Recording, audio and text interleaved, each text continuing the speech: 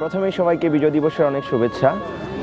এখানে আমরা আজকে খুবই আনন্দের সাথে সেলিব্রেট করলাম, যেটা বিশ্ব রেকর্ডের পর্যায়ে আমরা করতে যাচ্ছি, যে জাতীয় সঙ্গীত গাওয়ার সবচেয়ে বেশি মানুষ, যেটা বিশ্ব রেকর্ড। তার সাথে আমি যোগ করতে চাই এই মাস একটি খুবই গুরুত্বপূর্ণ মাস, কারণ এই মাসে আমরা প্রথমবারের মতো গত 42 বছর পরে যে যুদ্ধাপরাধীর আমরা সাজাতে সর্বোচ্চ শাস্তি, যেটা আমাদের বাংলাদেশের আইন অনুযায়ী সেটা পেলাম। কিন্তু তারপরে দুঃখজনকভাবে আমরা যেটা দেখছি যে স্বাধীনতা যে পরাধীন যে যারা পরাজিত শক্তি, যারা তাদের যে দৌরাত্ম্য দেশে, তারা প্রতিদিন লোক হত্যা করছে। স্বাধীনতা সপক্ষের শক্তি যারা ট্রাইব্যুনালের সাথে জড়িত আছেন, তাদের বাসায় এটা করছে। সো আমরা সরকারের কাছে এটাই আপিল করতে চাই যে তারা যেন এটার প্রতি খুবই নজর দিয়ে এই জিনিসগুলো সলভ করার চেষ্টা করেন। আর আরেকটা জিনিস যেটা আমাদের দেশে খুবই দুঃখজনক প্রবণতা, যে ধর্মীয় পলিটিক্সের সাথে দেশের অস্তিত্বের বিষয়গুলোকে যে গুলিয়ে ফেলার যে ব্যাপারটা, আমরা সেইটা মোটেই চাই না। আমরা এই জেনারেশন ধর্মীয় যে সাম্প্রদায়িকতায়, যে ধর্মীয় উগ্রতা, এগুলো আমরা পছন্দ করি না। আমরা একটি সুখী এবং আমরা একটি শান্তিপূর্ণ এবং স্বাধীনতার সপক্ষের শক্তি এই দেশে পলিটিক্স করবে। আমরা এইরকম একটি বাংলাদেশ চাই। আমরা এখানে কোনো যুদ্ধাপরাধী চাই না, যুদ্ধাপরাধীদের মদতদাতা চাই না। ইভেন যারা স্বাধীনতার সময় বাংলাদেশের পক্ষে থেকে এখন যারা যুদ্ধাপরাধীদের সাপোর্ট করে যাচ্ছেন, আমরা তাদেরও বাংলাদেশের কোনো পজিশনে বা কোনো পাওয়ারে দেখতে চাই না। এইটাই। আর আমি চাই যে ফ্রি এবং ফেয়ার যে আমাদের ট্রাইব্যুনালটা আছে, তার বিরুদ্ধে যত ধরনের ষড়যন্ত্র আছে, আমরা সবাই একসাথে হয়ে, ঐক্যজোট হয়ে এই ষড়যন্ত্রের বিরুদ্ধে আমাদের ট্রাইব্যুনালটিকে রক্ষা করার জন্য চেষ্টা করে যাব। ধন্যবাদ। যুক্তরাজ্য থেকে আমাদের প্রধান যে লক্ষ্য, আমরা যুক্তরাজ্য গণজাগরণ মঞ্চ যেটা করতে পারি, যুক্তরাজ্যে পলাতক যুদ্ধাপরাধী চৌধুরী মুইনুদ্দিনকে দেশে ফেরত পাঠানোর ব্যাপারে ব্রিটিশ সরকারকে চাপ প্রয়োগ করা, বিভিন্নভাবে কূটনৈতিকভাবে লবিং করা। এবং আমার মনে হয় যে আমরা যদি আমাদের দাবিটাকে ঠিক জায়গা মতো পৌঁছে দিতে পারি, ওয়াই নট, আমরা অবশ্যই তাকে দেশে ফেরত পাঠাতে সক্ষম হব। এবং তার কারণ হচ্ছে, কিছুদিন আগে আবু কাতাদাকে এক্সট্রিমিজমের দায়ে তাকে দেশে ফেরত পাঠিয়েছে ব্রিটিশ সরকার। আর্জেন্টাইন একজন যুদ্ধাপরাধীকে তার মৃত্যুদণ্ড নিশ্চিত থাকা সত্ত্বেও তাকে ফেরত পাঠিয়েছে। তাহলে কেন মুইনুদ্দিনকে পাঠাবে না? আর তাছাড়া যুদ্ধাপরাধের আইনে যে মানবতা বিরোধীদের যে শাস্তি, সেটা পৃথিবীর সব ধরনের সব আদালতেই আলাদা হয়ে থাকে, মৃত্যুদণ্ডের শাস্তি হয়ে থাকে। তো এক্ষেত্রে আমার মনে হয় না ইন্টারন্যাশনালি কোনো ধরনের প্রবলেম হওয়া উচিত। এবং তারা যেভাবে হিউম্যান রাইটসের কথা বলছেন, মানবাধিকারের কথা বলছেন, তাহলে তাদের ভিকটিমদের কথাও চিন্তা করা উচিত। তো আমার মনে হয় যুক্তরাজ্য থেকে আমরা যদি সঠিকভাবে এক হয়ে আমাদের প্রচারণা চালাতে পারি, আমরা অবশ্যই চৌধুরী মুইনুদ্দিনকে দেশে ফেরত পাঠাতে পারবো। আমাদের চাপ তো এখন পর্যন্ত আমরা জাস্ট কমিউনিটিতে আছি, আমরা বাংলা কমিউনিটিতেই আছি, কিন্তু যে বুঝতে হবে যে মুইনুদ্দিন খালি আমার বাংলাদেশের রাজাকার না, সে এইখানকারও সে এইখানকার লোকদের জন্য একটা বোঝা। সেই বোঝাটা মাইনাস করার জন্য আমাদের এখানকার যে পপুলেশন, এখানকার হোয়াইটস, ব্ল্যাকস, সবাইকে হইতেছে ইনক্লুড করতে হবে। সো আমাদের এখন খুবই কনসেন্ট্রেটেড একটা এফোর্ট যাচ্ছে, তবে আরেকটু এফোর্ট বাড়াতে হবে।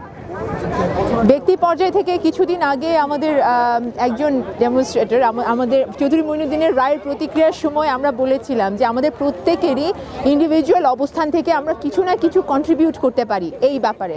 যেহেতু আমরা সবাই জানি চৌধুরী মুইনুদ্দিন একজন বিচারপ্রাপ্ত, একজন সাজাপ্রাপ্ত রাজাকার, এবং তার সাজা হয়েছে, মৃত্যুদণ্ডের রায় হয়েছে। সো আমাদের পাশের যে নেইবারটিকে, প্রতিবেশীটিকে আমরা জানাতে পারি, আমরা স্কুলে কলেজে বন্ধুবান্ধবদেরকে জানাতে পারি একজন যে হ্যাঁ সে একজন রাজাকার, তার কুকর্মগুলো সম্পর্কে জানাতে পারি, জনসচেতনতা সৃষ্টি করতে পারি লিফলেটের মাধ্যমে, লোকাল কাউন্সিলরদেরকে মেল করার মাধ্যমে, এবং সেই সাথে সাথে ব্রিটিশ যারা আছে তাদের মধ্যে কনসার্ন রেইজ করার মাধ্যমে আমরা প্রত্যেকে নিজেদের দায়িত্বটা পালন করতে পারি।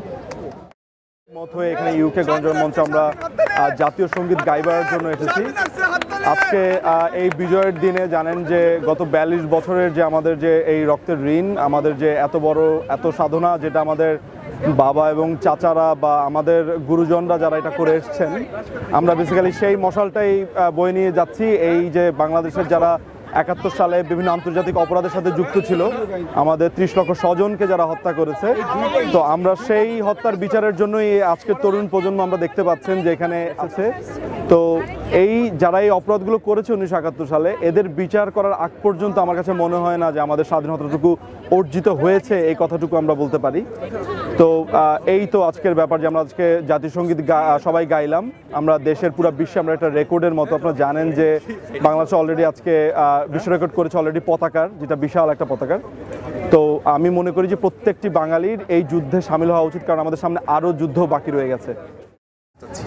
সমাবেশ থেকে আমরা যেটা অর্জন করতে যাচ্ছি যে আমরা দেখছি যে বাংলাদেশ বিভিন্নভাবে বিভক্ত এখন, কিন্তু আমরা যে বাংলাদেশে সবাই যে একই পতাকার নিচে একই স্লোগান, একই জাতীয় সঙ্গীত, এইটার মাধ্যমে মানে এই আজকের সমবেত জাতীয় সঙ্গীত বাংলাদেশ সময় 4:31 আর পুরো বিশ্বজুড়ে যেই সময়টা মানে প্রপার বাংলাদেশের সাথে সেটার সাথে অ্যাডজাস্ট করে একসাথে গিয়ে আমরা আমাদের একাত্মতাই মূলত ঘোষণা করতেছি। যারা এই দেশের স্বাধীনতা চায়নি, যারা আমার মাকে মেনে নিতে পারেনি, তারা কেন আজ আমার মার বুকে থেকে আমার মার সম্মান নিয়ে ছিনিমিনি খেলবে? আমরা চাচ্ছি যত জামাত শিবির তাদের যে ধরনের তাণ্ডব এবং বর্তমানে আমাদের বিজয় দিবসে তারা যেভাবে দেশকে সংঘাতের দিকে নিয়ে যাচ্ছে, আমরা প্রতিহত করতে যাচ্ছি। আমরা সবাই সমন্বয়ে সম্মিলিতভাবে তাদেরকে প্রতিহত করব এবং আমাদের ভবিষ্যৎ চলার পথকে সুদৃঢ় করব। এবং আমাদের গণজাগরণ মঞ্চে যে আন্দোলন, তা শুধু এই সময়ের জন্য যে থেমে থাকবে তা না, বাংলাদেশের যে কোনো প্রয়োজনে যে কোনো সময়ে আমরা আবার জেগে উঠব। হয়তো বর্তমান কোনো নামে, হয়তো বা সেই সময়ে আমাদের নতুন কোনো প্রজন্ম আসবে, কিন্তু বাংলা মা ও মাটির সন্তানেরা বারবার জেগে উঠেছে এবং ভবিষ্যতে উঠবে। জয় বাংলা। আমার ছোট করে যদি বলি, আমার বাবা ফ্রন্টলাইন মুক্তিযোদ্ধা ছিলেন। আমাদের দেশের বাড়ি কুষ্টিয়াতে আমার বাবা যুদ্ধ করেছেন। আমি বাবাকে দেখেছি, বাবার হাতে এবং পায়ে গুলির দাগ ছিল এবং শেষ পর্যন্ত বাবা যুদ্ধ করে গেছেন আর কি। তো আমার কোনো ধারণা ছিল না কখনোই এখানে আসার আগ পর্যন্ত বা এই যুদ্ধ অপরাধীদের বিচার হওয়ার আগ পর্যন্ত যে জামাত শিবিরকে কিংবা যুদ্ধ অপরাধীদের কেউ যে সাপোর্ট করতে পারে, এটা আমার একেবারে ধারণা ছিল না। তো নিজমের সাথে কথা বলার পরে বা গণজাগরণ মঞ্চের অ্যাক্টিভিটিস দেখার পরে আমার ধারণাটা অনেকটা চেঞ্জ হয়ে যায়। আমি অবাক হই এবং আমার বাবার একটি কথা সবসময় কানে ভাসতে থাকে। আমার বাবা সচিব পর্যায়ের লোক ছিলেন। তো আমি এবং আমার বোন সারা জীবনই ঢাকাতে বড় হয়েছে আমার মার সাথে। বাবা সারা জীবনই বাইরে চাকরি করেছেন। এক পর্যায়ে বাবা ঢাকা চলে আসেন এবং আনফর্চুনেটলি উনি শিল্প মন্ত্রণালয়ে চলে আসেন এবং তখন থেকে দেখি বাবা অসুস্থ হয়ে পড়েন। তো অনেক চিকিৎসা, অনেক ডাক্তার দেখানোর পরেও বাবাকে যখন সুস্থ করা যাচ্ছিল না, তখন কোনো এক দুপুরে আমার মাকে বলতে শুনলাম যে কান্না ভেজা কণ্ঠে বলতে শুনলাম যে রাজাকারের গাড়িতে আমার দেশের পতাকা উড়ে আমার খুব কষ্ট হয়। মা তখন বুঝলেন যে আমার বাবার অসুস্থতা কোন জায়গাতে। তখন হয়তো বুঝিনি, কিন্তু এখন বুঝতে পারছি যে আমি বাবার দুঃখটা কোন জায়গাতে ছিল।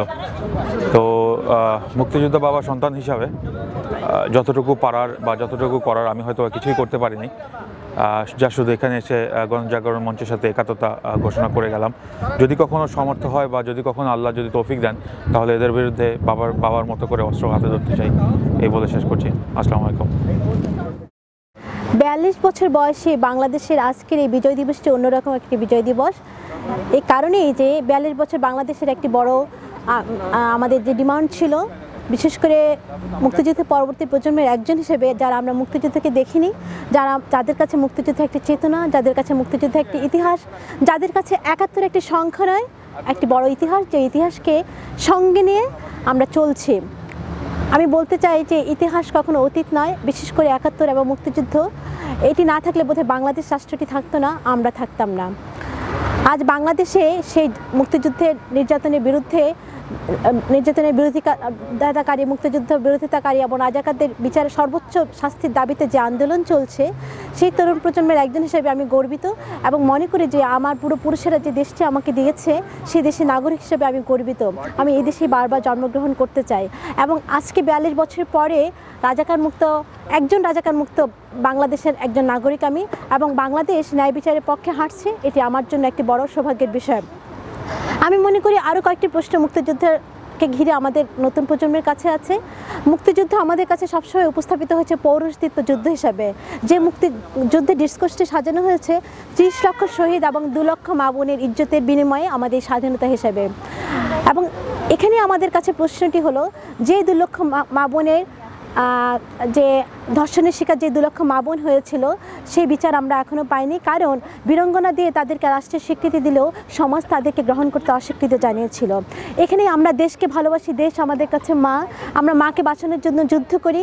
মা আমাদের কাছে সবচেয়ে সম্মানিত একজন মানুষ, কিন্তু সেই মায়ের সঙ্গে এই মুক্তিযুদ্ধ নারীদের একটি কল্পিত সংঘর্ষ তৈরি হয়েছিল।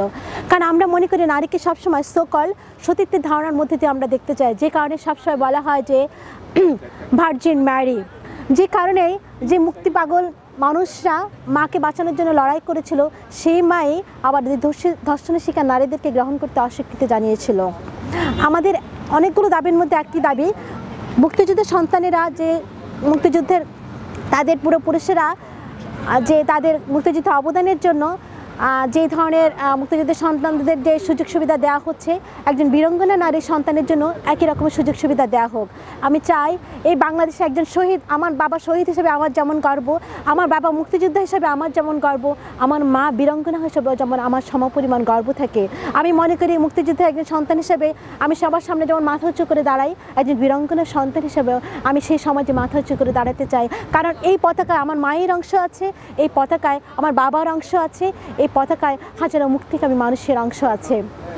এবং মুক্তিযুদ্ধের আজকে 42 বছর পথে হাঁটা বাংলাদেশের কাছে আমার একটাই দাবি, আমরা চাই যে মুক্তিযুদ্ধের চেতনায় বাংলাদেশ রাষ্ট্রটি প্রতিষ্ঠিত হয়েছিল, যে সাম্প্রদায়িকতা বিরোধী অবস্থান থেকে বাংলাদেশ রাষ্ট্রটি জন্ম হয়েছিল, যে অসাম্প্রদায়িক বাংলাদেশ গড়ার স্বপ্ন ছিল, প্রতিটি মানুষের যে স্বাধীনভাবে বাঁচার স্বপ্ন ছিল, বিশেষ করে মুক্তির স্বপ্ন ছিল, সেই মুক্তি নারীর জন্য মুক্তি আসেনি, শ্রমিকের জন্য মুক্তি আসেনি, মেহনতি মানুষের জন্য মুক্তি আসেনি।